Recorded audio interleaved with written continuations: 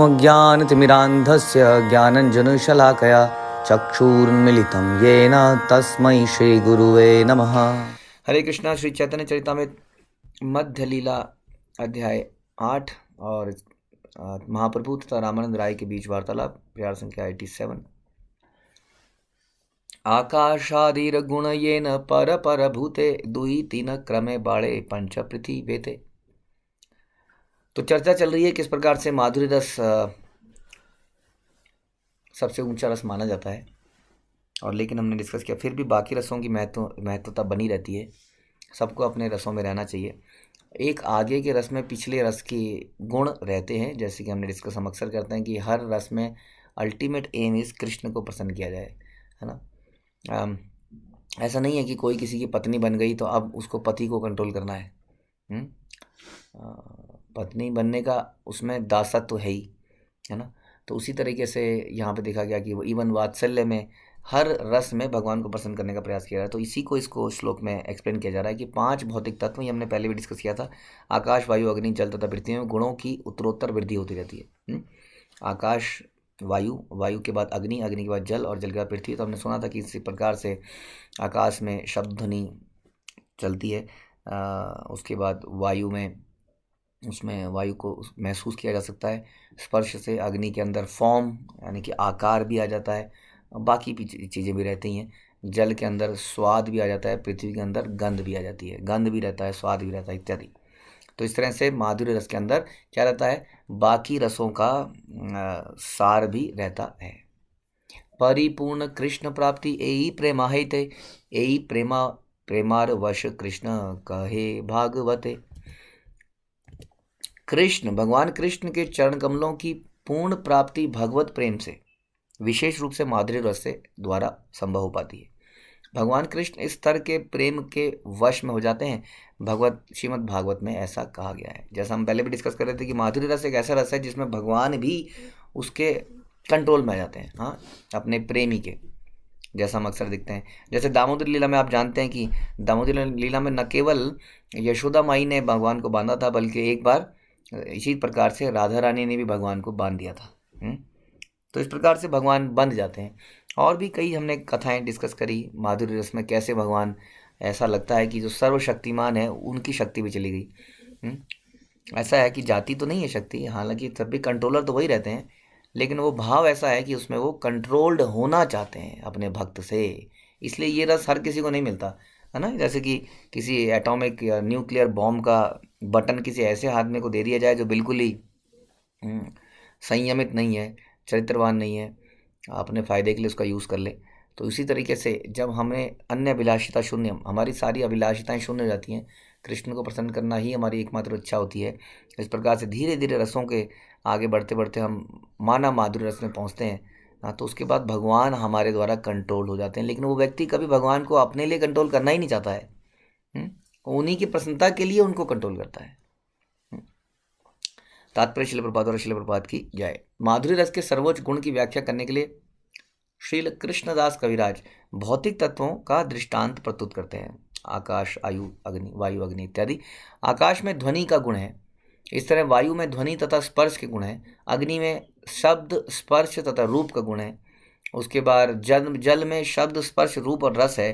पृथ्वी में शब्द स्पर्श रूप रस तथा गंध है।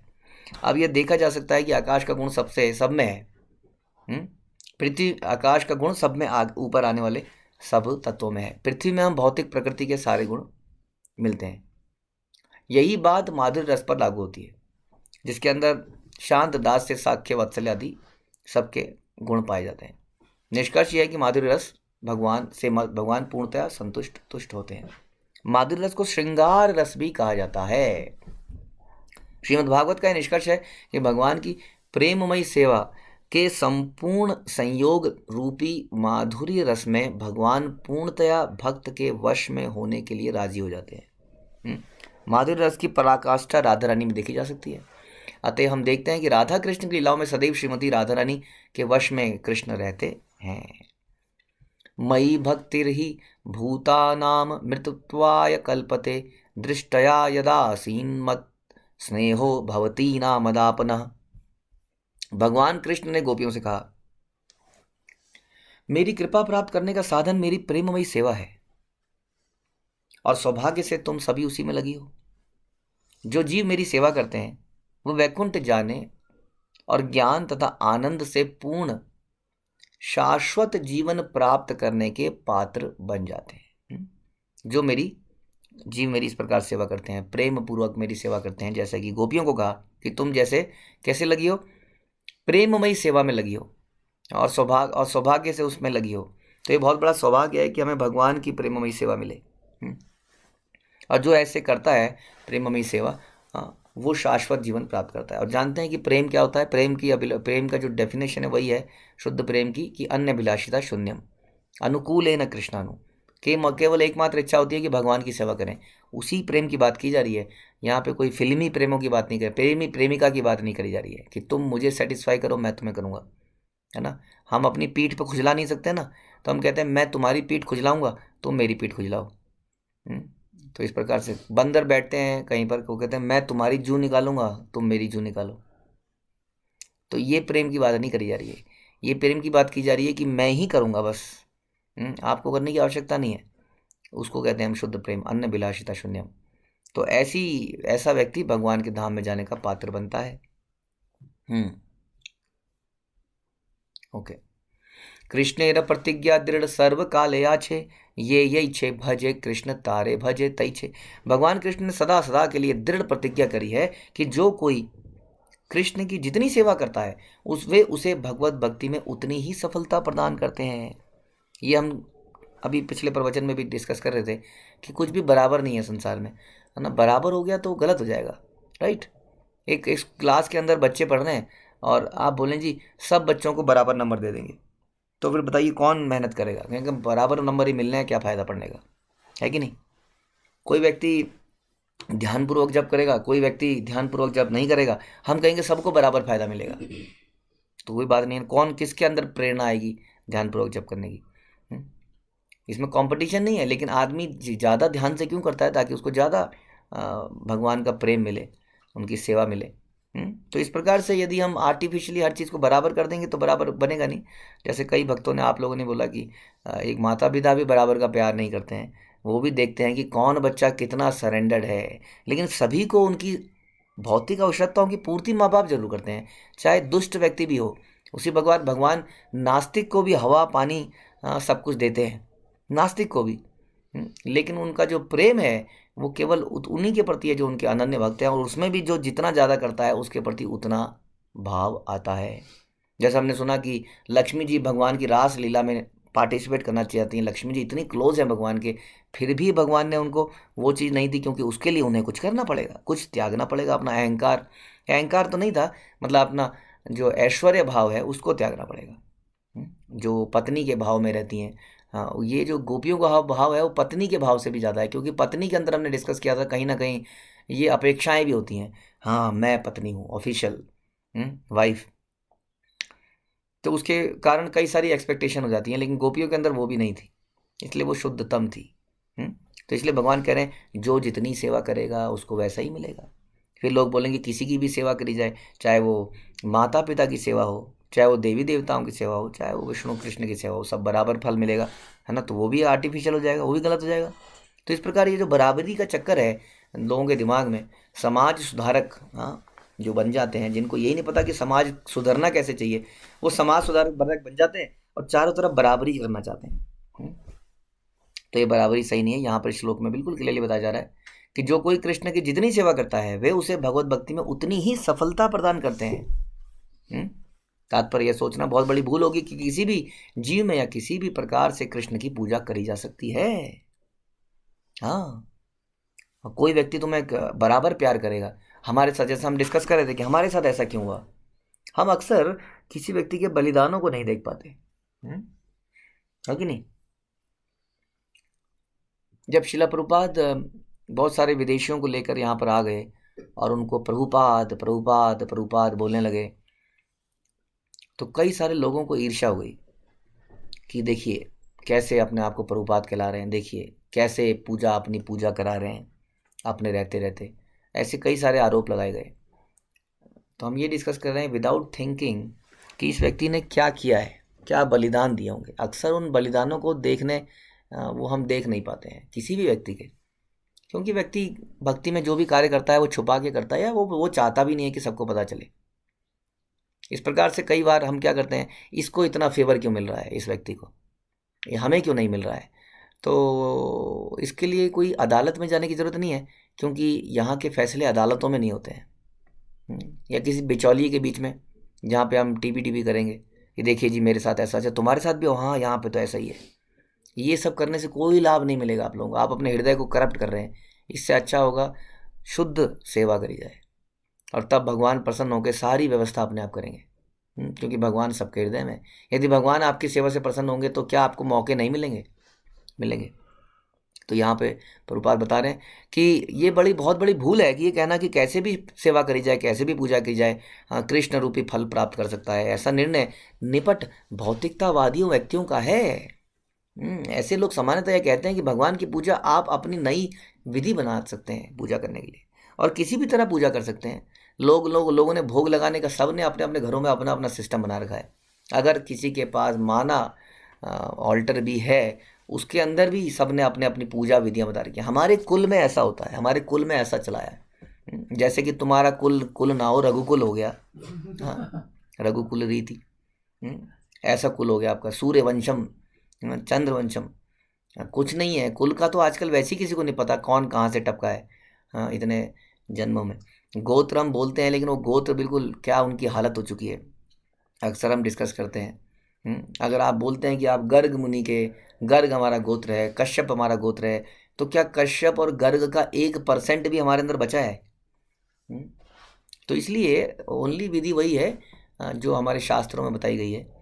जो चैतन्य महाप्रभु ने ये जो कलयुग के लिए युग धर्म निकाला है, बस इसको अपना लीजिए, क्योंकि इसको अपनाने के बाद आपका इतिहास चाहे कुछ भी रहा हो, हाँ किबा विप्र किबा न्यासी जो हम बोलते हैं, कुछ भी इतिहास आपका रहा हो, आप एक शुद्ध भक्त बन सकते हैं। इसलिए इसी विधि को अपनाइए, बाकी सारी विधियों को त्याग दीजिए। सर्वधर्मान परित्यज्य।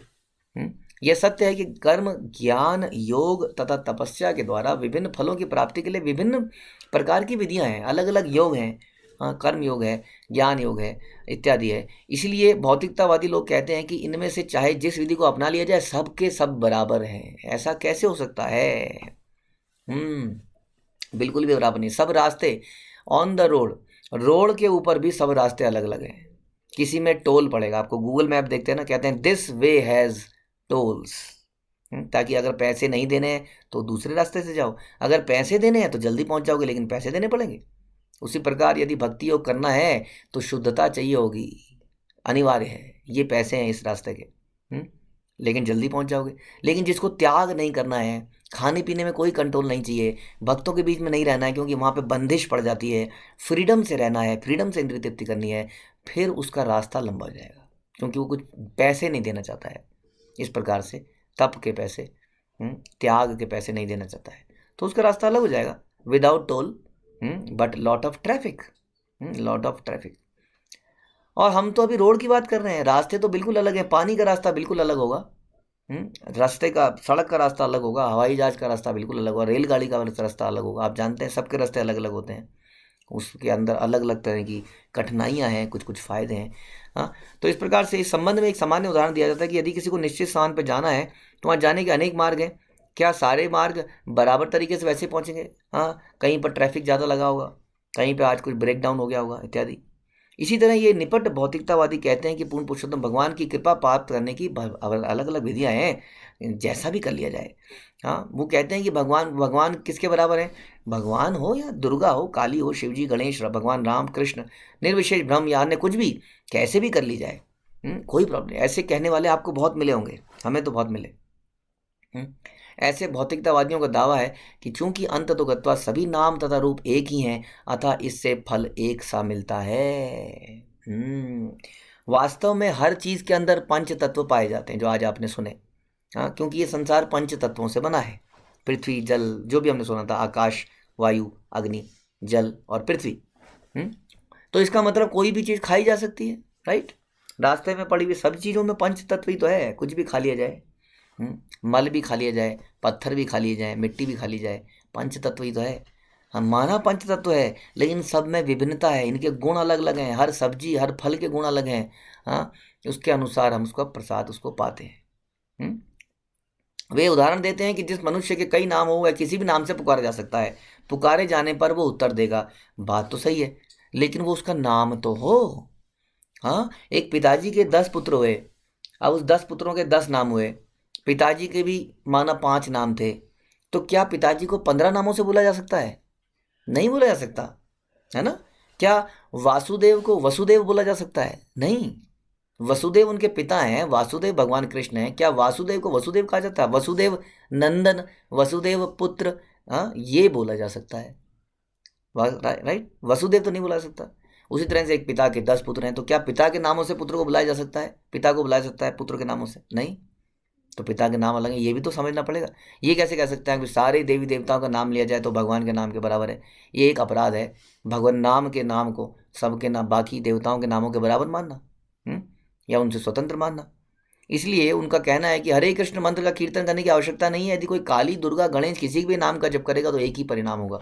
ये मूर्खता है। ऐसे दावे मानसिक तर्क वितर्क करने वालों द्वारा दिए जाते हैं और उनके लिए निसंदेह सुहावने होते हैं, लेकिन जो वास्तविक ज्ञानी है वह ऐसे निष्कर्षों को स्वीकार नहीं करते, क्योंकि ये शास्त्रों के विरुद्ध हैं। कम से कम प्रमाणिक आचार्य ऐसे निष्कर्ष नहीं निकालते। कृष्ण ने भगवत गीता में बोला साफ साफ, यान्ति देवाव्रता देवान पितरन यान्ति पितृव्रता।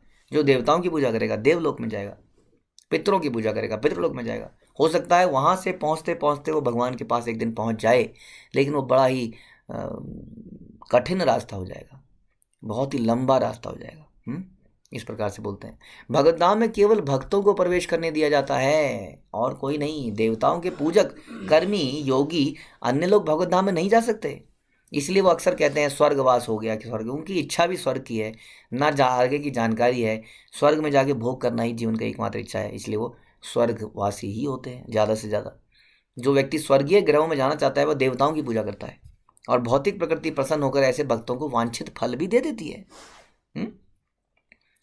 क्योंकि किसी को इनमेच्योरली किसी चीज़ की जबरदस्ती किसी चीज़ को दिलाया जाए तो वो उसमें टिकता नहीं है। कई बार लोग सन्यासी जैसे हम बोलते हैं या ब्रह्मचारी सही प्रोटोकॉल के हिसाब से नहीं, अपने मन से बन जाते हैं, छोड़ देते हैं सब कुछ, चले जाते हैं। हाँ, और इस प्रकार से क्या होता है? इस प्रकार से उनका और ज़्यादा पतन होता है, क्योंकि उनकी इच्छाएं तो समाप्त हुई नहीं है। इसलिए ज़बरदस्ती किसी से त्याग कराना ठीक नहीं है। ऐसा भगवान ने ये सिस्टम बनाया है कि ठीक है, धीरे धीरे भगवान ने लेकिन हर पग पर कुछ कष्ट डाले, ताकि जीवात्मा को समझ में आ जाए कि मैं जितना भी प्रयास कर लूँ या सुखी नहीं रह पाऊंगा। और बीच बीच में गुरु भेजते हैं, जब वो गिरता है तो कोई गुरु उसको उठाता है, बेटा क्यों गिरता है बार बार, कोई उसको समझाता है। तो इस प्रकार से प्रकृति वांछित फल दे देती है टेम्परेली, और फिर छीन भी ले लेती है। तब उसको समझ में आता है, नहीं ये इसके लिए मैं क्यों आकांक्षा कर रहा था इतनी, क्या था इसमें। और जो समझदार व्यक्ति होता है ना, वो कुछ सालों में समझ जाता है कि मैं, जैसे कि हम कहते थे कि हमारी सैलरी 10,000 हो जाए, फिर 15,000 हो जाए, 20,000 हो जाए। समझदार व्यक्ति है, वो सोचता है यार ये तो कमाल है, मेरे को आनंद मिल ही नहीं रहा है। अभी कुछ सालों में मेरी सैलरी 4 गुना, 5 गुना, 10 गुना हो गई, लेकिन no pleasure. After that again एक और डिज़ायर। तो इसका मतलब समझदार व्यक्ति समझ जाएगा कि इसका कोई एंड नहीं है। लेकिन जो मूर्ख होगा वो कहता रहता है मे बी। जैसे होता है ना, पहाड़ों में हम चलते हैं तो कई बार लगता है उस पहाड़ की चोटी में क्या पता कुछ नया दिख जाए, उस पहाड़ की चोटी में क्या पता कुछ नया दिख जाए, लेकिन हर पहाड़ की चोटी में वही चीज़ दिखती है। और इस प्रकार व्यक्ति माउंटेनियरिंग करता है और ज़बरदस्त पहाड़ों पर चढ़ता चला जाता है कुछ नया प्राप्त करने के लिए, लेकिन क्या नया मिलेगा? नया तो इस संसार के बाहर ही मिलेगा। भौतिक प्रकृति हर व्यक्ति को अपना स्वभाव प्रदान करती है, जिससे वह विविध देवताओं के प्रति श्रद्धा को बढ़ाता है। किंतु भगवत गीता में कहा गया कि देवताओं की पूजा उन लोगों के लिए है जिनकी बुद्धि नष्ट हो चुकी है। गीता का श्लोक है ये। जिनकी बुद्धि भौतिक इच्छाओं से विकृत हो चुकी है वे देवताओं की शरण में जाते हैं, और जो अपने भाव के अनुसार, स्वभाव के अनुसार विधि विधानों का पालन करते हैं। कोई भले ही स्वर्ग लोग क्यों ना चला जाए, लेकिन फायदा क्या है? क्योंकि उसका परिणाम लिमिटेड है। आपने देखा कि इंद्र को, जब हम शास्त्र पढ़ेंगे भागवतम, तो देखेंगे कि इंद्र को कितनी बार अपना स्वर्ग का आसन छोड़ना पड़ा। कितनी बार? एक बार तो कमल के जो नीचे की उसका जो स्टेम है उसके नीचे छुप के रहना पड़ा। हाँ, जब उन्होंने इतने जघन्य पाप कर दिए, वृत्तासुर को मार दिया, उसके पहले उन्होंने विश्वरूप को, जो उनके पुरोहित थे, उसको मार दिया। इस प्रकार से कई बार, एक बार अपने अपने गुरु बृहस्पति का अपमान कर दिया, तो न जाने कितनी बार उन्हें अपना पद छोड़ना पड़ा, कितनी टेंशन है। इसलिए अल्प बुद्धि बोला गया इन लोगों को। 7.23 भगवद गीता कि अल्प बुद्धि वाले लोग देवताओं की पूजा करते हैं और उनके फल सीमित होते हैं, लिमिट होते हैं। अगर इस भौतिक संसार में कभी आपको सुख मिल रहा है ना, तो मुझे लगता है आपको डरना चाहिए थोड़ा सा। क्यों? क्योंकि सुख मिलने से आपके पुण्य कर्म बड़ी तेजी से कम हो रहे हैं। भक्त तो खुश होता है, चलो ये भी खत्म हुए, लेकिन ध्यान रखिए, जैसे ही ये खत्म होंगे तुरंत आपके दुख भी तो खत्म करने हैं, यानी कि बैड कर्मास खत्म करने, बैड कर्मा का रिएक्शन शुरू होगा। इसलिए सतर्क रहिए। यहाँ पर जो सुख है वो भी टेम्परेरी है, इसलिए तपस्या करनी पड़ेगी। सुख की खोज इस संसार में करने का प्रयास मत कीजिए, क्योंकि प्रहलाद महाराज कहते हैं कि जब हम सुख की खोज करते हैं तभी मारे जाते हैं। जब एक हाथी एक हथनी का स्पर्श करके उसके पीछे भागता है, तभी से उसका पतन चालू होता है और एक बहुत बड़े गड्ढे में उसको गिरा दिया जाता है हथनी के चक्कर में, और वहाँ पे उसको महावत पकड़ के कंट्रोल कर लेता है हाथी को भी। एक मछली भी इसी प्रकार सुख की खोज में जाती है और फंस जाती है मछुआरे के जाल में। तो इसलिए हमें इससे बचना चाहिए। स्वर्गलोक या किसी अन्य भौतिक लोक पहुंचने का अर्थ यह नहीं है कि ज्ञान तथा आनंद से युक्त शाश्वत जीवन की प्राप्ति हो गई। क्या स्वर्गलोक मतलब शाश्वत जीवन है? नहीं, बिल्कुल नहीं है। बल्कि वहां पर भी वो हमारे आध्यात्मिक, आदि भौतिक, आदि दैविक कलेश वहां पर भी हैं। मन बुद्धि के द्वारा क्रिएट किए कलेश भी वहां पर हैं। इसलिए भगवद गीता में कृष्ण के कहने के अनुसार जो लोग कृष्ण की प्रेमा भक्ति में रत हैं वे ही वैकुंठ में प्रवेश करते हैं। विशदे तद अनंतरम, यानी कि भक्त्या माम अभिजानाति यावन यस्यास्मि तत्वतः ततो माम तत्वतो ज्ञात्वा विशदे तद अनंतरम, कि मेरे को केवल भक्त ही जान पाते हैं और जो भक्त मेरी सेवा करते हैं वही वैकुंठ में जा सकते हैं। विशदे तद अनंतरम, भगवत धाम में प्रवेश कर सकता है वही व्यक्ति। बाकी लोगों के लिए, अशुद्ध लोगों के लिए जगह नहीं है, वो ध्यान रखिए। हाँ, हम आपको पहले भी कई बार बता चुके हैं कि यदि आपको कंपनी के अंदर प्रमोशन चाहिए तो आपको पहले कुछ गुण प्रदर्शित करने पड़ते हैं। ऐसा नहीं है कि इतने साल बाद आपकी प्रमोशन हो जाएगी, आपको उस लेवल के गुण प्रदर्शित करने पड़ते हैं, तब जाके आपको प्रमोट किया जाता है, ताकि जब प्रमोट किया जाए तो उस पोजीशन को संभाल तो पाए और कुछ फिर वहाँ रह के भी सीखता है।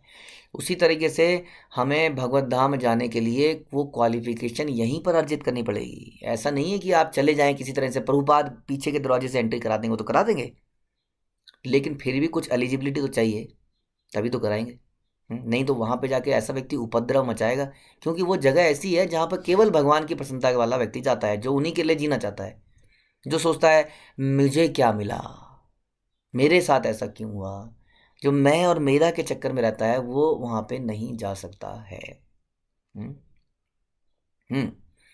क्योंकि निर्विशेषवादी पूर्ण पुरुषोत्तम भगवान को नहीं समझ सकते, अतएव उनके लिए भगवान के आध्यात्मिक जगत में प्रवेश करना इम्पॉसिबल है, क्योंकि वहां तो भगवान को भोग लगाना है, उनके साथ खेलना है। वो कहते हैं अरे ये कौन आ गया, ये भगवान ने किसी का रूप ले रखा है। वो मानते ही नहीं कि भगवान का एक दिव्य सनातन रूप है जिसको हम श्याम सुंदर कहते हैं, इसलिए वो लोग वहां नहीं जा सकते।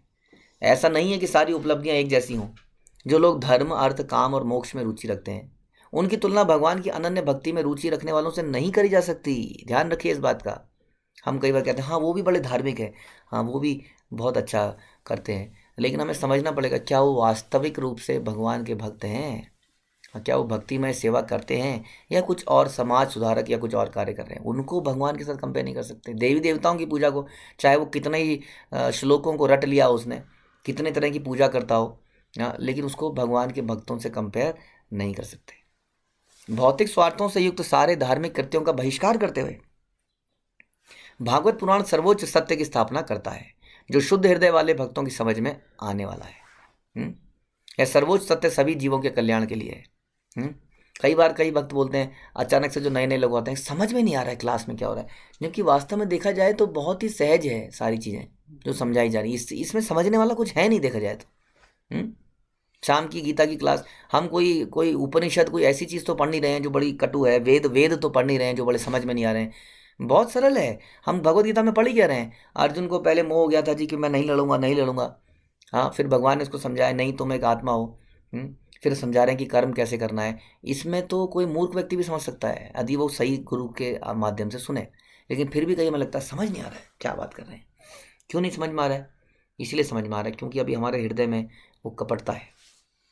वो सभी के हृदय में है, किसी के में कम हो गई है थोड़ी, और वो कैसे कम होगी, वो सुनने से ही कम भी होगी, कम भी ऐसे होगी। इसलिए समझ में नहीं भी आ रहा है तो भी हमें सुनना चाहिए, क्योंकि यही तरीका है उस हृदय को शुद्ध करने का।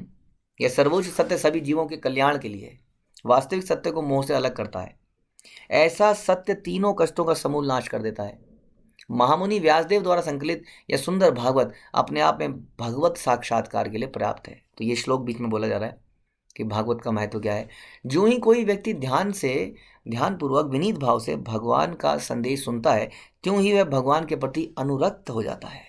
ध्यान से यदि सुनता है, किसी व्यक्ति के गुण अगर हम सुनते चले जाएं तो उस व्यक्ति से मिलने की हमारी इच्छा बहुत बढ़ जाती है, और धीरे धीरे वो दिमाग में आने लगता है। उससे हमें अनुराग हो जाता है। इसलिए सुनना बड़ा इंपॉर्टेंट है। मुक्ति की इच्छा रखने वाले निर्विशेष ब्रह्म में लीन होने का प्रयास करते हैं, यानी कि ये अपनी इच्छा रखते हैं, अपनी इच्छा से भगवान की सेवा करना चाहते हैं या भक्ति कर रहे हैं। हालांकि भक्ति नहीं कर रहे, अपनी इच्छा से इस ज्ञान को प्राप्त कर रहे हैं, और इसका अंत ऑब्जेक्टिव क्या है कि हम क्या हो जाएं, ब्रह्म में लीन हो जाएं। इसी उद्देश्य से वो सारे धार्मिक अनुष्ठान करते हैं। किंतु भागवत भक्त जो है इसको धोखेबाजी मानते हैं। वो कहते हैं लीन हो जाए, क्या मतलब लीन हो जाए, भगवान की सेवा कौन करेगा, दिव्य सेवा कौन करेगा यदि इस प्रकार सभी लीन हो जाएं तो। ऐसे लोग स्वप्न में भी भगवत धाम वापस जाने की बात नहीं सोच सकते। देवी दुर्गा भौतिक तत्वों से बने इस भौतिक जगत की अध्यक्षता है। देवी दुर्गा के बारे में बता रहे हैं कि हु इज गॉडेस दुर्गा, जिनकी सारा संसार बहुत मेहनत कर रहा है उनकी पूजा करने के लिए। वैष्णो देवी जा रहे हैं, वहाँ के दुर्गम स्थान पे जा रहे हैं, रात यात्रा कर रहे हैं, इतनी कठिन यात्रा कर रहे हैं। तो ये कौन है, इस भौतिक जगत की अध्यक्षता है, भौतिक जगत की अध्यक्षा। सारे देवता विविध निर्देशक हैं जो भौतिक कार्यकलापों के विभागों के संचालन में लगे हैं। ये देवता कौन है, अलग अलग एडमिनिस्ट्रेटिव पोजीशन पर हैं जो इस भौतिक संसार को चलाने में मदद कर रहे हैं, किंतु ये भौतिक शक्ति के अधीन है। किंतु कृष्ण की अंतरंगा शक्तियों को इस विराट जगत की सृष्टि से कुछ नहीं लेने देना है। अंतरंगा शक्ति, भगवान की अंतरंगा शक्ति तो आध्यात्मिक जगत में भगवान की लीलाओं को संपन्न कर रही है। ये जगत तो अंधकार का जगत है, यहाँ के लिए अलग लोग निर्धारित किए गए हैं। यहाँ पर यहीं के लोगों को संभालने को काम दे दिया गया है कि नहीं, कि तुम ही संभालो। यहाँ पे जेल के अंदर कई बार क्या होता है कि जेल के अंदर कुछ लोग अच्छा व्यवहार करते हैं तो उनको कुछ पोजीशन दे दी जाती है, ऐसा होता है कि नहीं, उन्हीं को कुछ पोजीशन दी जाती है। अच्छा जी तुम ये प्रसादम मैनेजमेंट कर लेना, जी प्रसादम नहीं सॉरी खाना मैनेजमेंट कर लेना, किसी को कुछ काम देता है। जेल के कैदियों को ही अलग अलग व्यवस्था दे दी जाती हैं। मुख्य रूप से तो वहाँ पे जो पुलिस वाले हैं वही मैनेजमेंट कर रहे, फिर भी देख रहे हैं, लेकिन फिर भी कई सारे जेल वाले लोगों को जो कि अच्छा स्वभाव दिखा रहे हैं, अलग अलग चीज़ें दे दी जाती है कि तुम ही मैनेज करो। तो वो लोग जेल के पुलिस कर्मियों के बराबर थोड़ी हो जाते हैं, समझ रहे हैं बात को आप, फिर भी वो कैदी ही रहते हैं। उसी तरह से देवता लोग भी हम में से ही हैं। लेकिन हम में से कुछ शुद्ध व्यक्ति जो ज़्यादा शुद्ध हो गए, लेकिन उन्होंने भगवान की भक्ति नहीं करी, निकलने का प्रयास नहीं किया, तो उन्हें इसी जगत में अलग अलग पोजीशन दे दी गई कि आप चलो ये पोजीशन संभाल लो। और इन लोगों पे नियंत्रण करो जो बिल्कुल ही करप्ट हैं, बिल्कुल जानवर प्रवृत्ति के हैं, या कई गुणों में बिल्कुल या बहुत ज़्यादा फंसे हुए हैं इंद्रिय तृप्ति में। देवता भी इंद्रिय तृप्ति में फंसे हैं, लेकिन वो कुछ हद तक कंट्रोल्ड हैं, उन्होंने काफ़ी शुद्धिकरण के कार्य किए हैं, तभी देवता बना जा सकता है।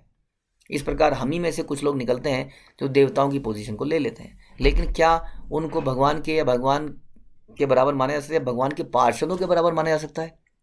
नहीं। इसलिए देवताओं की पोजीशन भगवान के पार्षदों के बराबर भी नहीं है। इवन हमारे गुरु परंपरा, जिसमें हमारी गुरु परंपरा आती है, वो भी इन देवताओं से ऊपर है, क्योंकि वो गुरु परंपरा भगवान के नित्य पार्षद हैं जो यहाँ पर सेवा करने आए हैं। ध्यान रखिए, हमारे गुरु, हमारी परंपरा के पार्षदों की पोजीशन भी इन देवताओं की पोजीशन से कहीं ऊपर है। जैसा मैंने बताया कि कैदियों को कुछ पोजीशन मिल गई तो इसका मतलब नहीं वो जेलर और जेल पुलिस कर्मियों के बराबर हो जाएंगे अब, कि जो तुम कर रहे हो वही हम कर रहे हैं। तो ये समझने का विषय है। ओके, यह योग माया पूर्ण पुरुषोत्तम भगवान की आध्यात्मिक अथवा अंतरंगा शक्ति है। जो लोग आध्यात्मिक जगत में उन्नति प्राप्त करने में रुचि रखते हैं और भगवान की सेवा में लगे रहना चाहते हैं, उन्हें योग माया के अधीन आध्यात्मिक पूर्णता मिलती है। तो या तो आप योग माया के अंडर में रहिए या महामाया के अंडर में रहिए, किसी माया के अंडर तो रहना पड़ेगा, क्योंकि दोनों भगवान की शक्तियाँ हैं। योग माया आपको भगवान के धाम में ले जा सकती है, और महामाया यहीं पर कुछ धन धान्य दे सकती है, जिसके लिए हम अलग अलग मंदिरों में जाते हैं, देवी की पूजा करते हैं। जो लोग भौतिक उन्नति चाहते हैं, इंद्रिय तृप्ति का विकास करना चाहते हैं, वो धार्मिक अनुष्ठान करते हैं, आर्थिक विकासों के कार्य में लगे रहते हैं और अंत तो गत्वा भगवान के निर्विशेष पहलू में समा जाने का प्रयास करते हैं, सारी टेंशन से मुक्त। क्योंकि जब हम इंद्रिय तृप्ति करते हैं ना, तो हमारी टेंशन बढ़ती जाती है। जितनी वस्तुएं बढ़ती हैं उतनी टेंशन बढ़ती है। एग्रीड। घर जितना बड़ा होता है उतनी ज़्यादा टेंशन होती है, जितनी ज़्यादा गाड़ियाँ होंगी उतनी ज़्यादा टेंशन होगी। तो ये जब टेंशन बढ़ती जाती है बढ़ती जाती है बढ़ती जाती है बढ़ती जाती है, तो क्या करता है आदमी? कहता है भाड़ में जाए सब, अब मुझे मोक्ष चाहिए। तो निर्विशेष पहलू में समा जाने का प्रयास करता है। ऐसे लोग सामान्यतः निर्विशेषवादी बन जाते हैं। वे शिवजी या दुर्गा देवी के पूजा में रुचि दिखाते हैं, किंतु उनका फल 100% भौतिकतावादी होता है। कभी कभी गोपियों को उदाहरण रखकर भक्त देवी कात्यायनी की पूजा करते हैं। कई लोग कहते हैं देखिए जी, गोपियों ने भी तो देवी कात्यायनी की सेवा करी थी, हाँ, तो हम क्यों नहीं कर सकते? गोपियों को परम भक्त कहा जाता है और हम कहते हैं गोपिर भरतुर पद कमले और दास दास दासानुदास, उनके पद कमलों पे चलते हुए। देखिए, किसी के पद चिन्हों पे चलने का मतलब ये नहीं है कि जहाँ जहाँ वो जाएगा वहाँ वहाँ आप जाएंगे। इसका मतलब है कि जो जो वो बोलेंगे वैसा वैसा हम करेंगे। प्रभुपाद विदेश में चले गए इस तरह से, तो हम ये नहीं कि चलो विदेश हम भी प्रचार करेंगे। नहीं, क्या हमारी उतनी शुद्धता है कि हम वैसा कर पाएँ? क्या हमारी इतनी शुद्धता है कि शिवजी की तरह हम जहर को पी पाएँ? फिर हम उनका नकल कैसे उतार सकते हैं? गोपियों ने ये जो किया, गोपियों का जो स्वभाव था, गोपियों के हृदय से कभी कृष्ण निकलते ही नहीं थे। उन्होंने उनसे भी कृष्ण को ही मांगा। लेकिन यदि हम देवी देवताओं के पास जाएंगे, हाँ, आप कहेंगे चलो देवी देवताओं के पास जाएं, तो कृष्ण को मांगने के लिए हम कृष्ण को मांगेंगे देवी देवताओं के लिए, देवी देवताओं से जाके जैसे इन्होंने मांगा। तो ध्यान रखिए, क्योंकि हम अशुद्ध हैं, हमारा भ्रमित होने का बहुत बड़ा चांस है। हम जाएंगे तो देवी देवताओं के पास कहने के लिए कि हम कृष्ण को मांगने जा रहे हैं, लेकिन ऑन द वे हमारे अंदर कुछ भौतिक इच्छाएं आ जाएंगी और वहाँ रहते रहते, ऐसे लोगों के बीच में रहते रहते जो देवी के पुजारी हैं, कई सारी मनोवांछाएं हमारे अंदर पैदा हो जाएंगी और हम अपने पद से टोटली हट जाएंगे। ध्यान रखिए इस बात। इसलिए हम गोपियों की तरह नकल नहीं कर सकते। गोपियों का भाव महानतम है। वो हर चीज़ में कृष्ण को देखती हैं, हर किसी से कृष्ण को मांगती हैं। इसलिए माँ कात्यायनी से भी कृष्ण को मांगने के लिए चली गई। लेकिन हमारा देवताओं के पास जाना बहुत रिस्की है, ध्यान रखिए। इसलिए यहाँ पर लिखा गया, प्रभुपाद लिख रहे हैं कि गोपियों के तरह हमें ये करना उचित नहीं है। गोपियों ने कात्यायनी योग माया की पूजा कृष्ण को पति रूप में प्राप्त करने के लिए करी। इसके विपरीत सप्तशती में उल्लेख है कि सुरख नामक एक क्षत्रिय राजा तथा समाधि नामक एक धनी वैश्य ने दुर्गा के रूप में भौतिक प्रकृति की पूजा की थी, जिससे उन्हें भौतिक सिद्धि प्राप्त हो सके। जो कोई योग माया तथा महामाया को एक समझते हुए दोनों की पूजा की खिचड़ी बनाने का प्रयास करता है, वह बुद्धिमानी का परिचय नहीं देता। इसलिए हमें क्या करना चाहिए? जैसे भगवान बोल रहे हैं कि देवी देवताओं की पूजा है वो त्रुटिपूर्ण है, वो सही नहीं है उनके लिए जो भगवान को प्राप्त करना चाहते हैं, जो शाश्वत जीवन प्राप्त करना चाहते हैं और वहाँ भगवान की सेवा करना चाहते हैं। लेकिन जो इंद्रिय तृप्ति करना चाहते हैं उनके लिए तो ठीक है, करिए और दुख भोगिए, ऐसा बोल रहे हैं। सारी वस्तुएं एक हैं, यह सोचना एक प्रकार की मूर्खता है। जो कम बुद्धि वाले लोग लोग ही सोचते हैं, मूर्ख तथा धूर्त ही कहेंगे कि योग माया की पूजा महामाया की पूजा के बराबर है। यह निष्कर्ष मनोकल्पना की उपज मात्र है और इसमें व्यवहारिकता नहीं है। तो व्यवहारिकता बड़ी जरूरी है। कई बार हम ऐसा ही भाव कर देते हैं कि सारे वैष्णव ही तो हैं, क्या फर्क पड़ता है इसके लिए या उसके लिए या उसके लिए। ये भी व्यवहारिकता नहीं है। क्या हमारे गुरु के प्रति विशेष रुचि नहीं होनी चाहिए? होनी चाहिए कि नहीं होनी चाहिए? इज इट प्रैक्टिकल और नॉट? ये व्यवहारिकता, ये सारी व्यवहारिकता बातें करी जानी। क्योंकि हम बोलते हैं ना कि वैष्णव तो सारी वैष्णव सारी वैष्णव है, सारी वैष्णव का सम्मान किया जाना चाहिए। लेकिन हमारा अपने निकटतम वैष्णवों के प्रति, अपने गुरु और गुरु से संबंधित वैष्णवों के प्रति विशेष अगर प्रेम नहीं है, तो हम भी यही भाव देख रहे हैं जो आज के पूरे लेक्चर में दिखाया जा रहा है। वो बराबरी का भाव कर रहे हैं, जो कि मूर्खता है। प्रभुपाद कई बार लिख रहे हैं, भगवान के श्लोकों में कई बार लिख रहे हैं, ये मूर्खता है, ये व्यवहारिकता नहीं है। हाँ, व्यवहारिकता के लिए हमें कहा जाता है कि हमें आसक्ति बढ़ानी है। खाली वैष्णव को रिस्पेक्ट थोड़ी करना है, हमें तो आसक्ति बढ़ानी है। तो किससे बढ़ानी है? अब वैष्णव तो अनंत हैं। हाँ, जैसे हम अक्सर बोलते हैं कि हम प्रभुपाद के प्रति कमिटेड हैं, है ना। अब अगर बराबरी की बात करें तो फिर प्रभुपाद ही क्यों हैं? फिर तो और भी हैं, 4 परंपराएं हैं, श्री संप्रदाय है, वो भी तो वैष्णव हैं, उनके लोग भी वैष्णव हैं, उनके प्रति हम बहुत आदर रखते हैं, कभी फॉल्ट फाइंडिंग नहीं करते हैं। लेकिन हम विशेष आसक्ति अपने निकटतम वैष्णव के प्रति रखते हैं, क्योंकि उनके पास साथ हमारे आदान प्रदान होने ज़रूरी हैं, डीप रिवीलिंग द हार्ट ज़रूरी है, उनसे ग्लोरिफिकेशन, अपने हृदय की कमियां उनसे सुनना, गुरु की ग्लोरिफिकेशन, कई चीज़ें हम साथ में मिलकर करते हैं कि नहीं? इसलिए ये बराबर का व्यवहार को यहाँ पे बिल्कुल डिस्करेज करा जा रहा है।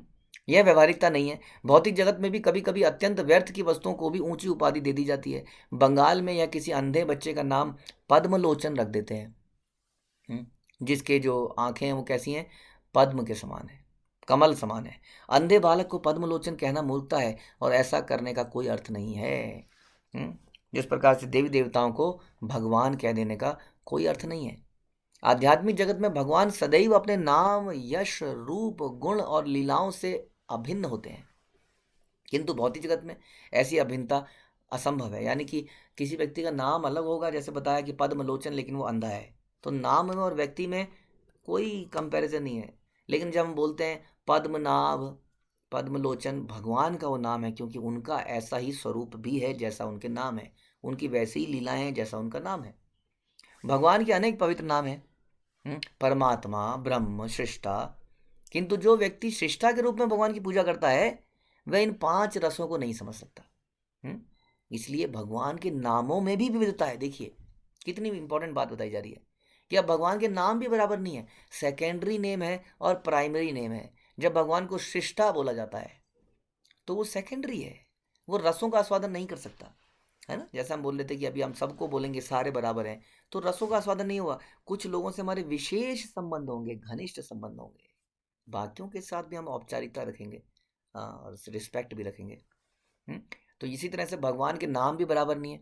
आप बोलेंगे क्या फ़र्क पड़ता है? परमेश्वर बोलिए, परमात्मा बोलिए या श्याम सुंदर बोलिए, बहुत फ़र्क है। श्याम सुंदर के साथ आप इन रसों का आस्वादन कर सकते हैं, 5 रसों का।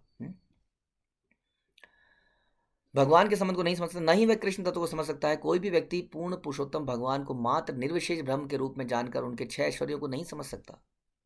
परम सत्य की निर्विशेष अनुभूति अवश्य ही दिव्य है किंतु इसका अर्थ यह नहीं है कि जिसने यह अनुभूति प्राप्त कर ली है वह भगवान के सच्चिदानंद स्वरूप को समझ सकता है। इसी तरह प्रत्येक जीव के हृदय में परम सत्य के पूर्ण विस्तार के रूप में विराजमान परमात्मा की अनुभूति भी परम सत्य की अपूर्ण जानकारी है। जो लोग कहते हैं परमात्मा परमात्मा, मेरे तो मन में ही चलता रहता है, मेरे मन में परमात्मा है, आपके मन में ही परमात्मा है, तो मंदिर जाने की क्या आवश्यकता है? तो वो लोग अधूरे ज्ञानी हैं, वो परमात्मा को ही परम मान रहे हैं, लेकिन परमात्मा के बाद भगवान का एक साकार रूप है जिसको हम कृष्ण कहते हैं, जिनको हम श्याम सुंदर कहते हैं। यहाँ तक कि भगवान नारायण का भक्त भी वास्तव में भगवान के दिव्य आकर्षक स्वरूप को नहीं समझ सकता। यहाँ तक कि भगवान का नारायण का भक्त भी जो है वो भी भगवान की पूरी जानकारी नहीं रखता, क्योंकि नारायण के रूप में भी भगवान अपने सारे दिव्य गुणों को प्रदर्शित नहीं करते हैं। तो बताया जा रहा है यहाँ पर, निस्संदेह भगवान के दिव्य सर्वाकर्षक स्वरूप के अनुरक्त कृष्ण भक्त नारायण को भी अधिक महत्व नहीं देता। इसका मतलब ये नहीं कि नारायण के प्रति हम, नारायण कृष्ण ही है, लेकिन समझने का कोशिश कीजिए कि नारायण भी पूरी भगवान के भाव की मैनिफेस्टेशन नहीं है। जब कभी गोपियों ने कृष्ण को नारायण के रूप में देखा तो ज़्यादा आकर्षित नहीं हुई। गोपियों ने कृष्ण को कभी भी रुक्मणी रमण कहकर नहीं पुकारा। वृंदावन में कृष्ण उन्हें राधा रमण, नंद नंदन, यशोदा नंदन के नाम से पुकारते हैं, किंतु वसुदेव नंदन, देवकी नंदन के नाम से नहीं, क्योंकि वहाँ पर ऐश्वर्य है और यशोदा नंदन में माधुर्य है। यद्यपि भौतिक विचार से नारायण, रुक्मणी रमण तथा कृष्ण सब एक ही हैं, किंतु आध्यात्मिक जगत में कृष्ण के स्थान पर रुक्मणी रमण, नारायण का प्रयोग नहीं किया जा सकता। इसलिए कोई मूर्ख ही व्यक्ति है जो ऐसा करता है, जो कहता है सब बराबर है, नारायण रमण कहो, यशोदा नंदन कहो, सब बराबर है। बिल्कुल भी बराबर नहीं है, कि दोनों एक अलग भाव को दिखाते हैं। हाँ, देवकी नंदन दिखाता है द्वारिकाधीश कृष्ण को और यशोदा नंदन दिखाता है वन में रहने वाले वनमाली कृष्ण को। दोनों में बहुत अंतर है। यदि कोई मूर्खतावश ऐसा करता है तो भगवान के प्रति उसका रस दूषित हो जाता है और वो रसाभास कहलाता है, रसों का मिक्सचर। एक तरफ से खट्टा बहुत ज़्यादा डाल दिया और एक तरफ से खट्टे के साथ क्या, आप सोचिए, खाने में जब एक एक मसाला डलता है तो आपस में वो कॉम्प्लीमेंट करते हैं एक दूसरे को। कई लोग क्या करते हैं, आजकल के जो कुक बन जाते हैं, सारी सब्जी ऐसे डाली, यहाँ से मसालादानी ली, मसालादानी से 1 2 3 4 5 सारे मसाले डालो। अच्छा, इसमें चना मसाला भी डाल देते हैं, कुछ अच्छा हो जाएगा। अच्छा, पाव भाजी मसाला, सांभर मसाला भी डाल देते हैं, बढ़िया ही बन जाएगा। तो ऐसा, हाँ, जैसे मैं कहता ना, कर्मण्येवाधिकारस्ते माँ फलेषु कदाचन, फल की चिंता मत कर, सारे मसाले डाल दे। हाँ, भगवान अच्छी करेंगे, भली करेंगे राम। तो ऐसा करने वाला मूर्ख है जो समझता है कि पहले ये मसाला डालना चाहिए, पहले मसाले को थोड़ा भूनना पड़ेगा। हाँ, टमाटर को थोड़ा भूनना पड़ेगा, उस थोड़ा सा लाल लाल हो जाएगा, उसके ऊपर से फिर ये मसाला डलेगा, फिर डलेगा, नमक को एंड में डालेंगे, हाँ, नहीं तो गड़बड़ हो जाएगी। जो ये समझता है वही वास्तव में समझता है। जो सब चीज़ों को बराबर मानता है वो एक नंबर का मूर्ख है। यहाँ बता रसाभास, सब रस आपस में मिल जाएंगे, कुछ हासिल नहीं करेगा। इसलिए जो इवन नारायण को और कृष्ण को भी कहता है कि दोनों में कोई अंतर नहीं है, नारायण बोलो या कृष्ण बोलो, तो भाव में अंतर है, व्यक्ति तो सेम ही है। हाँ, उन्नत भक्त जिसे भगवान के दिव्य स्वरूप की अनुभूति हो चुकी है, वो कभी भी एक नाम के स्थान पे दूसरे नाम का प्रयोग करके रसाभास की स्थिति की भूल नहीं करता। कलयुग के प्रभाव के कारण दिखावे और उदारता के नाम पर रसाभास का ही बोलबाला है। शुद्ध भक्त ऐसे पागलपन की सराहना नहीं करते। इसलिए हम लोगों को नारायण सहस्त्र, विष्णु सहस्त्र नाम पढ़ने की आवश्यकता भी नहीं है, क्योंकि हमारी आसक्ति कृष्ण में है। इसलिए हम क्या बोलते हैं? हम बोलते हैं हरे कृष्ण कृष्ण कृष्ण हरे हरे, हरे राम राम राम हरे हरे। श्रील प्रभुपाद की जय। श्री चैतन्य चरितामृत की जय।